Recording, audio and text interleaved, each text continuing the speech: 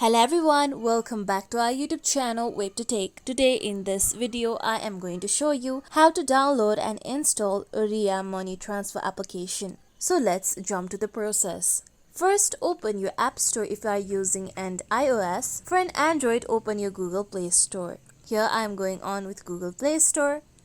Now tap on the search icon present at the bottom right corner. Then tap on the search bar present at the top. Now type in Ria Money Transfer. Then tap on the search icon present at the bottom. Now tap on Ria Money Transfer Send Money option. After this, tap on Install. Now wait for a few seconds till your application gets installed. Once it's done, you'll be able to find Open option. Tap on Open option so that you'll be able to use your Ria Money Transfer application. Here on my home screen, you can see my Ria Money Transfer application has been installed.